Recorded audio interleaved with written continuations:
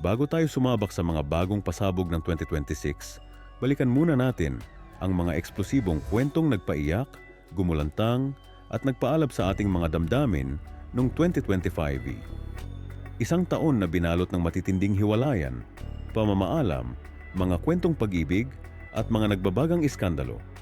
Kung may isang bagay na hindi nagpahuli sa pagkuha ng atensyon ng publiko noong nakaraang taon, iyon ay ang mga kwentong hiwalayang yumanig online. Mga relasyong minsang hinangaan at sinubaybayan, ngunit nauwi rin sa pamamaalam. Isang hiwalayan ang gumimbal sa lahat sa pagsalubong ng 2025, at ito ang paghihiwalay nina Barbie Forteza at Jack Roberto. Kinumpirma ng Kapuso Primetime Princess sa pamamagitan ng Instagram post na tuluyan na silang naghiwalay ni Jack. Naging controversial at sensational ang breakup nina Barbie at Jack dahil 7 taon silang magkasintahan at isa sa mga pinakatibay na celebrity couple sa showbiz. Kaya maraming fans ang nagulat nang bigla itong inanunsyo ni Barbie. Hindi rin niya ibinunyag ang eksaktong dahilan ng hiwalayan, pero marami ang naghihinala na posibleng may kinalaman ito sa career at selos. Sumunod na umugong ang balita na matagal nang kinukumpirma ng marami ang hiwalayang Sam Milby at Katrina Gray kahit engaged na sila. Naghiwalay sina Sam at Katrina dahil sa mga hindi isiniwalat na personal na dahilan. Kinumpirma ni Sam ang kanilang breakup noong Pebrero 2025 at itinanggi ang pagkakaroon ng third party tulad ng singer na si Moira De La Torre. Kahit na patuloy ang mga tsismis tungkol sa pagiging malapit niya rito at sa kanyang readiness na magpakasal. May ilang source din na nagsabing si Katrina ang nagpasya na tapusin ang relasyon matapos niyang makaramdam ng distansya. Ngunit pareho nilang iginiit na maayos at mapayapa ang kanilang paghihiwalay. Hindi rin nagpahuli ang isa sa pinakamatagal na laman ng espekulasyon, ang hiwalayan ni Liza Soberano at Enrique Hill. Bago pa man ito isiwalat sa publiko, matagal nang pinag-uusapan ng netizens ang umano'y pagtatapos ng kanilang relasyon.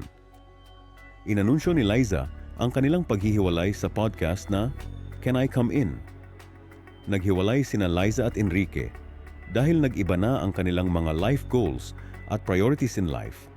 Si Liza ay nais mag-focus sa self-discovery at career growth, habang si Enrique naman, na mas nakatatanda, ay nagsisimula ng mag-isip tungkol sa pag-settle down at pagbuo ng sariling pamilya. Dahil dito, napagtanto nilang hindi na sila tugma sa isa't isa, kahit na ang kanilang paghihiwalay ay nanatiling puno pa rin ng pagmamahal matapos ang halos 8 taon na relasyon. Ayon kay Liza, kailangan muna niyang hanapin ang kanyang sarili at mag-grow bilang individual. Isang mahirap na desisyon dahil mahal pa rin niya si Enrique, ngunit kinilala niyang magkaiba na ang direksyon ng kanilang mga landas. Sumunod namang naging laman ng bulong-bulungan ang hiwalayan nina Gerald Anderson at Julia Barreto.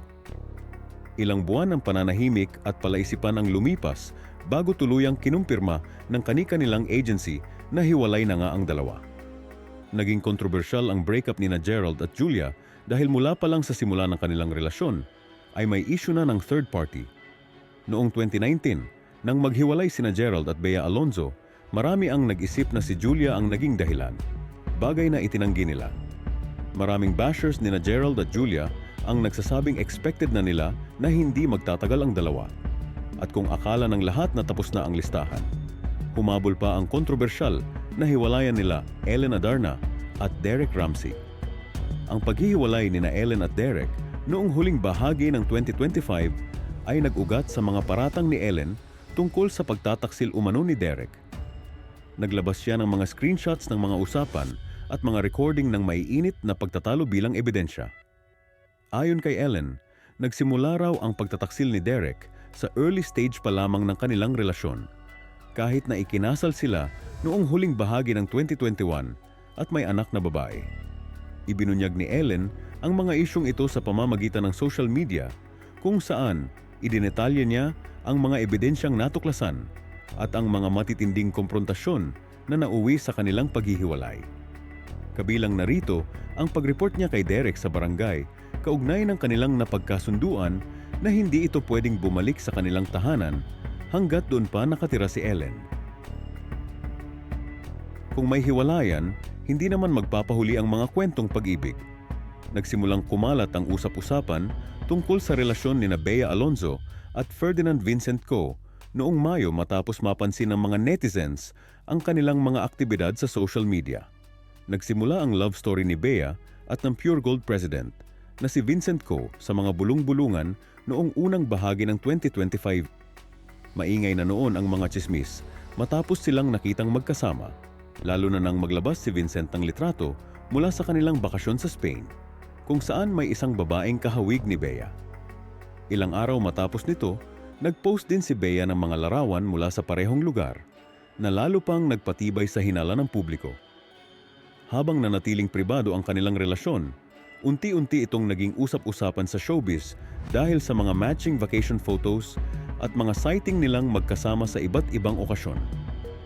Ngunit noong August 2025, tuluyan nang kinumpirma ni Bea ang kanilang relasyon sa GMA Gala. Ayon sa actress, "I think it's very obvious that we're together and I'm happy." Naging maugong din ang espekulasyon na may namumuong relasyon sa pagitan nina Daniel Padilla at Kayla Estrada.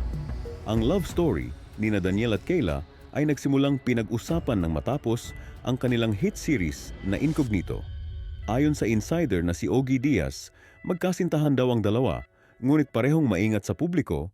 Si Daniel ay nagbigay ng pahiwatig na nais nilang maging pribado at hayaan ang lahat na mangyari ng natural. Sa kasalukuyan ay lantaran na sina Daniel at Kayla sa kanilang relasyon at makailang ulit na rin silang nakikitang intimate sa iba't ibang pagkakataon. Tila isang malaking surprise nang naganap nito lang December matapos ikinasal si Carla Abellana sa kanyang high school sweetheart na si Dr. Reginald Santos sa isang intimate na seremonya sa Tagaytay. Isiniwalat ni Carla na ang kasal ay nagsilbing masayang bagong yugto sa kanyang buhay 3 taon matapos ang kanyang naging high-profile annulment kay Tom Rodriguez. Nabalot naman ng matinding pangamba at lungkot ang mundo ng showbiz industry matapos sunod-sunod na pumanaw ang mga personalidad na nagsilbing haligi ng musika, pelikula at telebisyon. Isa-isang nagpaalam ang mga alamat na sina Gloria Romero, Pilita Corrales, Freddie Aguilar, Haji Alejandro, Ricky Davao at ang tinaguriang ina ng Red Cross na si Rosa Rosal. Ngunit ang pinakamabigat na dagok sa puso ng sambayanan Pilipino noong nakalipas na taon ay ang pamamaalam ng National Artist for Film and Broadcast Arts na si Nora Honor dahil sa acute respiratory failure. Binansagang superstar, kilala siya sa kanyang mga tanyag na papel sa mga pelikulang Himala, Bona at Minsay Isang Gamo-Gamo. Sa huling bahagi naman ng 2025, nagluksa ang Filipino community sa biglaang pagpanaw ng 19-year-old content creator na si Eman Atienza, anak ng batikang broadcaster at weather expert na si Kuya Kim Atienza. Kinumpirma ng pamilya na si Eman ay pumanaw noong October sa kanilang tahanan sa California at ang sanhi ng kanyang pagpanaw ay Swiss. Hindi makukumpleto ang taong 2025 kung wala ang mga maaanghang na intriga. Sa likod ng mga ilaw ng kamera at ng kinang ng kasikatan, may mga iskandalong sumabog, umalingaw-ngaw sa social media at nagpainit sa diskusyon sa online world. Una sa listahan ay ang revelasyon ni AJ Raval na sila ni Aljur Abrenica ay may 3 ng anak. Ayon kay AJ, sinadya niyang manahimik upang maprotektahan ang kanilang pamilya, lalo na laban sa mga bansag na mistress at sa mga posibleng legal na komplikasyon kaugnay ng dating kasal ni Aljur. Hindi nakatakas sa intriga ang engineer-influencer na si Slater Young kaugnay ng kanyang Hillside Project na The Rise at Monterraza sa Cebu City na binatikos dahil sa umano'y panganib nito sa kalikasan. Lalong umigting ang galit ng publiko matapos manalasa ang Bagyong Tino noong Nobyembre na nagdulot ng matinding pagbaha at pagkasawi sa ilang bahagi ng Cebu. Bago magtapos ang taon, humabol din ang sigalot sa magkakapatid nang magsampa si Kim Chiu ng qualified theft complaint laban sa kanyang nakatatandang kapatid at business manager na si Lakambini, Lakam Chiu, matapos niyang matuklasan ang umano'y malaking halaga ng nawawalang pondo sa kanilang negosyo. Bagamat inilarawan ni Kim ang desisyon bilang masakit, iginiit niya na kinakailangan ang pagsasampa ng kaso upang matiyak ang pananagutan at maprotektahan ang kanyang mga empleyado. Nadawit rin ang pangalan ni Ivana Alawi sa isang kontrobersyang umingay noong Mayo matapos itong mabanggit sa isang VOC complaint na inihain ni Dominic Nicky Lopez Benitez laban sa kanyang estranged husband na si Albi Benitez. Ito ay dahil sa alegasyon ng emotional at psychological abuse bunsod ng pagtataksil, kung saan idinawit ang pangalan ni Ivana Alawi. Mariin namang itinanggi ni Albi ang mga akusasyong ito at binigyang diin na ang mga ito ay walang basehan at gawa lamang ng paghihiganti. Pamamaalam, hiwalayan, pag-ibig at iskandalo ito ang naging resibo ng taong 2025. Isang taon na punong-puno ng plot twists na kahit ang pinakamagaling na screenwriter ay hindi kayang hulaan. Ano-ano kaya ang mga shocking revelations and issues ang uugong at magpapayanig sa online world ngayong 2026? Iyan ang ating pakaaabangan.